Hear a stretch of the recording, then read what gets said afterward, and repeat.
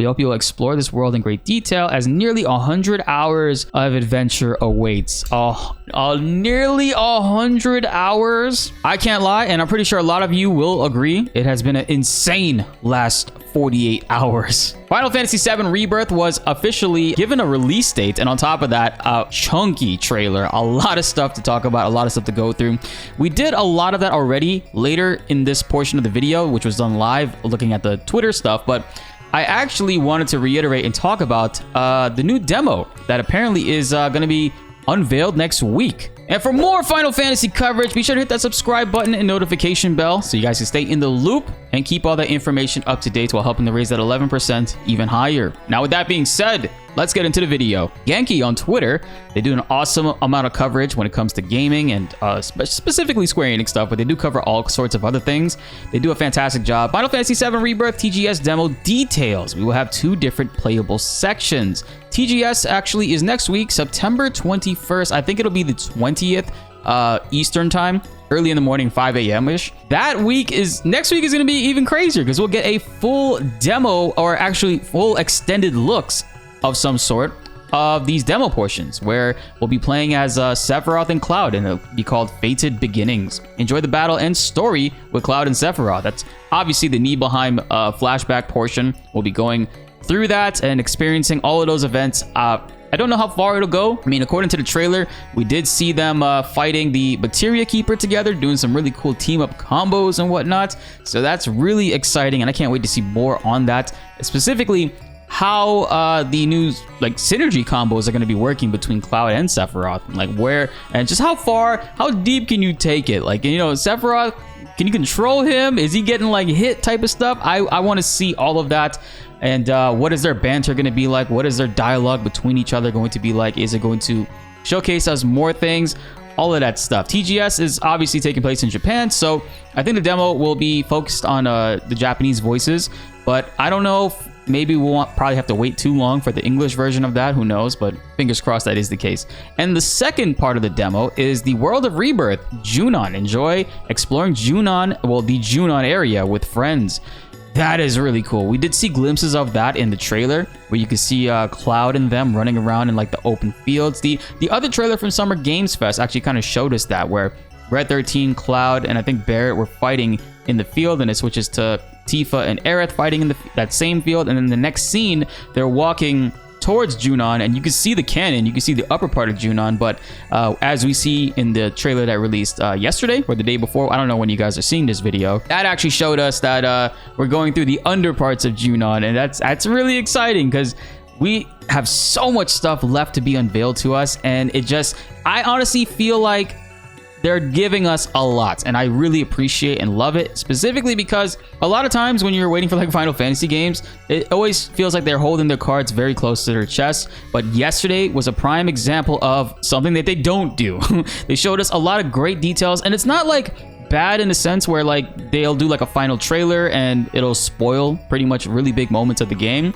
Yesterday's trailer was a perfect balance. I hope and pray their final trailer aims to continue to hit, or if it's just the same exact thing, that's fine. But I hope they don't spoil any more than that, because that was great. It showed us a lot of detail as far as where the story will be going, how far they'll be reaching, what parts we will be able to access. Seeing all of this stuff that I envisioned in my head being brought to actual life and being put into the remake engine and displayed in front of us. I was expecting it, but you know what I mean? It's still surprising to see, and it's really exciting. I mean, just look at these photos of Cloud and Sephiroth and their team-up attack right here. You can see the ATB gauges are filled up, and it looks like these gauges down here are empty, and that's probably what they use to go into this animation, this attack animation. We have a shot right here. This is from the Cosmo Canyon Observatory. This is Bugenhagen's planetarium.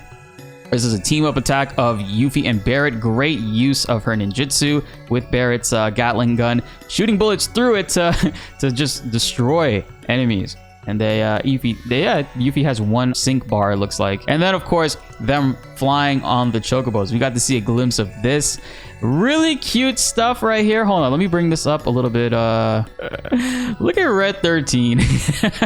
He's sitting upright on the chocobo and holding the reins. That is too damn cute. So I went back and downloaded an actual higher quality version of this photo, but the one thing that does intrigue me in this photo, right? We have Cloud, Tifa, Red, looking cute, Yuffie, and Barrett. If you look up here, Aerith is actually slightly above Barrett. She's on her own chocobo. That's the second chocobo beak you can see right here. The rest of it's kind of hidden pretty well. At first, I thought this was like Barrett's like shoulder in an awkward way, but no, that's clearly Aerith in the higher res photo. But then what the hell is this extra chocobo here? Catchy riding it? You know what? Yeah, this actually makes sense if it's Catchy, because there's one random blank chocobo.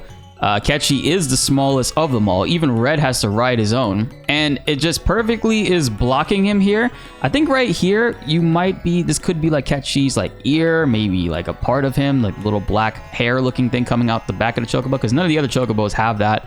That actually, yeah, Catchy is probably right here riding on the chocobo, and Red 13 is just blocking him. But that's cool. So everybody gets one. And another way that could also be explained is that he doesn't always have the Moogle with him. As you guys could see in the gameplay trailer, he actually can call out the Moogle for help or send it away to do other combos. So Catchy is going to be really interesting in this game. And at the bottom of Genki's tweet, there's actually a link here for TGS's, I guess, breakdown of what the show will entail. It is in Japanese, but you can translate it to English. Remember, Google Translate, it's not going to be entirely accurate, but we could get some pretty cool details from this. So if you are going to Tokyo Game Show, look no further. Apparently, they're going to have 100 different displays where you can actually play Final Fantasy VII Rebirth. And exciting enough, if you actually click on more details, you can see that the Final Fantasy VII Rebirth TGS 2023 stage actually is going to be beginning on September 23rd, which is a Saturday in Japan at 13 o'clock.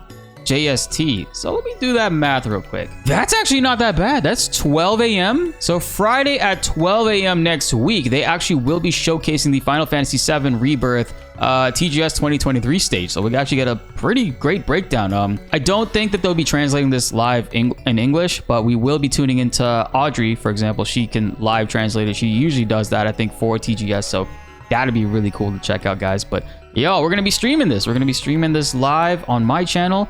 And I hope you guys tune into that, because that's going to be exciting. So hit that subscribe button so you don't miss out on that.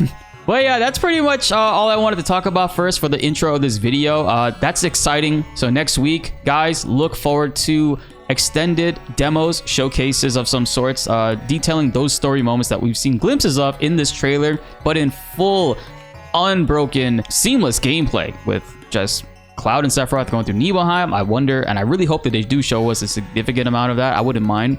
And then maybe, who knows, these two demos would be the ones that release a month or two before the game comes out so that we could play it. Similar to what they did with the Scorpion Sentinel boss. The first chapter of Ff7 Remake was released the month before on the date that it was supposed to release, but it didn't. Maybe they'll do the same thing here. But I'm gonna let you guys get into the video that we have recorded live. I hope you guys enjoy it, and I'll see you in the next one.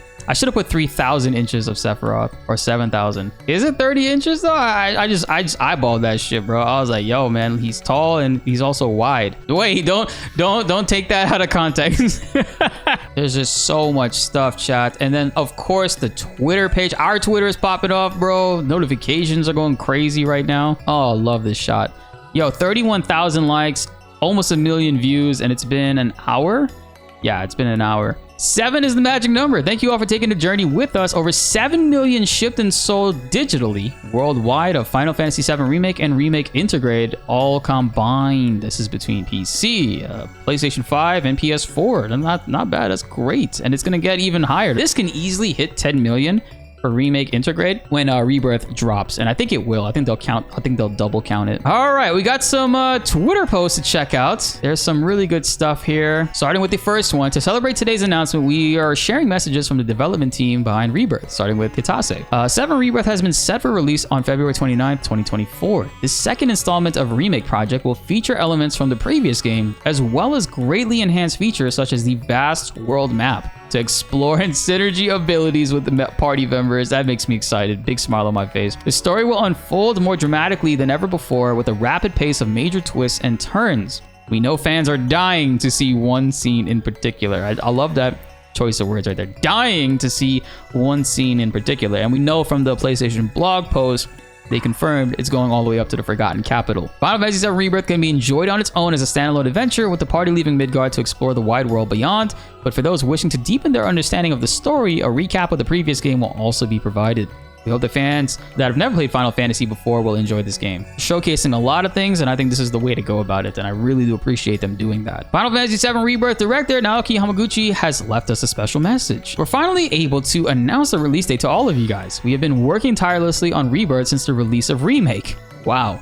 And we can't wait for you to experience our labor of love. In this title, Cloud and his friends who have fled Midgard will be setting out on an adventure across an expansive world of untold adventure in pursuit of Sephiroth. While the main storyline is bigger and more ambitious than the previous game's narrative, Rebirth also embraces the concept of free exploration. I mean, he talked about how he was really inspired by Horizon Zero Dawn, so I can't wait to see just how far they take it in Rebirth, with compelling stories, fun mini-games, powerful monsters, and so much more to find throughout the world map. We hope you'll explore this world in great detail as nearly 100 hours of adventure awaits. Nearly 100 hours? Hell yeah. That actually makes me excited because I love the world of Final Fantasy VII. I want to stay a long time in it, explore things, find new things, battle, combat, all that stuff. But 100 hours, that's counting main story. And remember they said the side content is twice as large as the main story, so it's very possible that 60 hours of side content, 30, 40 hours of main story, that's nutty. We hope you take this new adventure of Final Fantasy VII game and you enjoy. Rounding off our messages from the development team with words from Final Fantasy VII Rebirth creative director Tetsuya Nomura. This is the second title of a trilogy that covers the start of the journey outside of Midgard to the midpoint of the original FF7. If Remake was an introduction to the world and a preparation for this journey, Rebirth will serve as an illustration of the incidents that started the journey, an exploration of the people tied to it, and the journey itself, heading towards its climax. Many elements were carefully selected for this title because this is a series. We have the unique opportunity to review and incorporate feedback from the previous title, such as by increasing the number of characters. I'm sure that the bar for the next work will be raised even higher now that we have included so many spectacular elements into this work. But even so, the entire team continues to work diligently and without compromise on its development. There's also the looming question of what fate awaits. Whether you have experienced the original title or will embark on this adventure with fresh eyes, we hope you will face the ending of this work on your own terms. I should have put 3,000 inches of Sephiroth, or 7,000. Is it 30 inches though? I just eyeballed that shit, bro. I was like, yo, man, he's tall and he's also wide. Wait, don't take that out of context. Just checking pre-order Blitz. Anyone who's got save data from Remake gets Leviathan Summon. Anyone who has save data from Intermission gets Ramu. There's gonna be a demo at TGS next week. I would imagine so. I feel like for sure, right? Yeah, big reveal here. Playable demo next week. Maybe we get to see more. We're gonna have ourselves a very busy month, chat. We're gonna be streaming a lot. We're gonna be making a lot of videos. I'm excited for you all. Junior to the hero Sephiroth and Aerith's first love. He inherited Soldier's pride and the buster from his respected senior. He overcomes the danger of death and returns to Midgard alive with Cloud, who is addicted to Mako. Oh shit, Cloud is addicted to Mako. Rebirth's key visual represents the three worlds that form the crux of the game's story. At the center is Sephiroth, the origin of a past incident, flanked by Cloud and Zack, whose fate he tore asunder. The red sky covering the world calls to mind Sephiroth's blood and fire. And two separate journeys, right? Cloud's path is a little bit darker, right here, and Zack's a little bit, on the light side. Probably won't be dealing with too much. I don't know. I'm joking.